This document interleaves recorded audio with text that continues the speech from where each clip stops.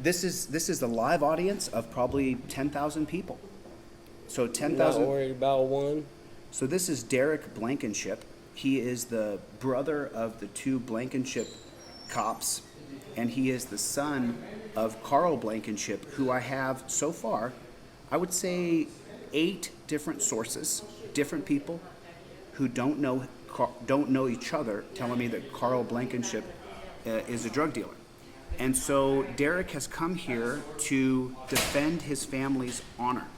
And I want to give him that opportunity. He didn't come up and ask to fist fight me. He didn't come up and say, put your dukes up. He said, I want to talk to you man to man. And I said, well, if you want to defend your family's name, then let's go ahead and defend your family's name. So tell me why so many people are telling me that Carl is a drug dealer. Well, everybody's got their own opinion. Perception's everything. You can perceive that my dad's selling drugs because of what somebody told you. If you know him, you'd know the truth. If not, so be it. I have a mother who told me that she got the drugs out of her son's pocket and said, where'd you get this? And he said, from Carl Blakenship. I'm going to release the audio tomorrow. I bet you probably got 100 mothers that said they bought drugs off me. How many times I've been to prison since you know me? How many times I've been to prison? I don't know. How many? I've been to prison 5 times. 5 times. For selling drugs. So there you go. Your drug dealer is me right here. Y'all got a problem with it? It's me right here. I don't care. I don't care about none of that. Don't talk about my dad. My dad ain't selling no drugs. Okay. My brother cleaning up the streets. Y'all got a problem with it? You know where I'm at. Hey, I don't care about none of that shit. Listen, we won't solve it just fist fighting each other. Now, I want to get a cop in the ring and just destroy him because I would like to do it in a fair legal arena and raise money for the Boys and Girls Club. And I have a bigger purpose here. But we're not going to solve it by you and me fist fighting, and we're going to fist fight everybody. We can't fight everybody, right? Mm-hmm. So now you told me that your brothers are cleaning up the streets. I've got 50 complaints. I've audio recorded most of them. Mm-hmm. I'm video recording people now. And your brothers are listed in probably 20, 30 of those complaints.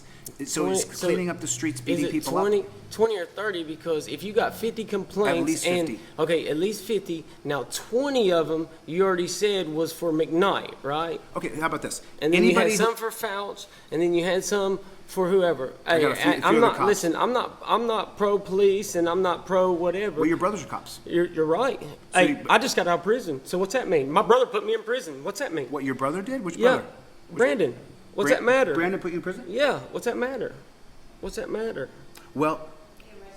Yeah, he arrested me. Well, just so you know, in the world of family, there are very few people watching this that their brother would put them in prison.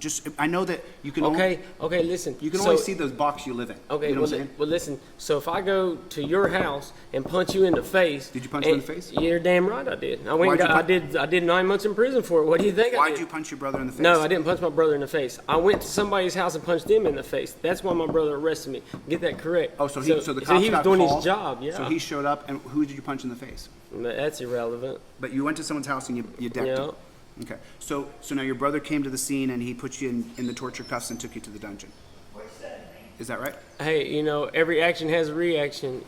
I knew what my punishment was when I went to do it, so I don't know how it could be separate. What's that, huh? How you doing? Pretty good. Good. Are you here to see me? Yeah. Okay, give me 1 second. Let me finish. I want to give Derik his time because he came here to defend the honor of his family. Just give me 1 second, gentlemen. Yeah. So now you're telling me that you're, I mean, look, the people watching this that know you, they're amazed that you're not trying to fight me right now, right? Because you got a temper, right? I mean, you got them crazy light eyes, brother. I got the same ones, right? You know the people who are crazy by the light eyes. So let me ask you a question. Does that kind of temper run in your family? No. Your brothers are cool and calm and collected? They're way better than me. So anybody who has a complaint about the Blakenship brothers, for Derik, what I'm going to do, I want people who are willing to go on the record about the Blakenship brothers and what they've done to them. So this is Derik, and is there anything that you want to say? So your dad's not a drug dealer then? He has nothing to do with dealing drugs? Nope. Nothing. He's clean. He's clean.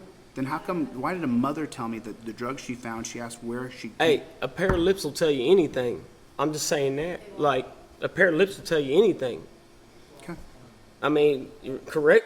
I could come here and tell you the sky is purple, but that don't mean the sky is purple. That's what I'm telling you. Like, a million people could say that. Do they have proof? My dad's been arrested for 2 things with drugs. What's that? Possession of marijuana. A possession of 1 gram of marijuana. He's been arrested. Which is a crime. He shouldn't have been arrested for marijuana. Nobody should. But he was arrested, and it was in Kentucky. Hey, you know what? Kentucky law, Ohio don't matter in Kentucky. Just saying. And, Kentucky don't matter in Ohio about the laws. Mm-hmm. And so, what's the other thing he got arrested for? That's it. Marijuana twice? Yep, that's it. He's been arrested for marijuana twice? That's it. So, Derik came here to tell me that his dad is not a drug dealer and that his brothers are good cops. Is that right? They're good cops? Yes, sir. You kind of hesitated. Do you really believe that they're good cops? You don't think that they Oh, abuse people? absolutely. I believe they're good cops. And do I believe they do their job? Yes, sir. And will people like it? No. How come everybody that's complaining is on drugs? How come everybody that's complaining is somebody that's doing something wrong? How come you ain't got one person that is a legit citizen that ain't doing nothing wrong? Because, since I've been out of prison, I ain't did nothing wrong. Guess what? I ain't had no run-ins with the law. Magical. Magical. When you quit messing with drugs, what happens? Look at that. Well, I got a guy, Derik, from one of your brothers, the Blankenships. Mm-hmm. This guy was arrested and beaten badly, where he had serious damage to his body, and he hadn't broken the law, and he doesn't do drugs. And he's asked me not to reveal who he is or his story yet because he's afraid of your brothers. Why? Because they're thugs. They're outright thugs. Are they? Yes. Well, who they beat up? They've beat up lots of people in this town. I guarantee you can't find me one person my brother beat up. Okay. Neither one of them. Okay, so now we have a challenge. Challenge on. Find one that they beat up. Now, my name's Derik Blakenship. Okay. I didn't say me. I said find one of my little brothers, which is Brandon and Chance. Find one person who the Blankenships. Well, I've got several on my voicemails that I'll publish all the voicemails. I record the conversation, and then because they want to remain anonymous, I change their voice.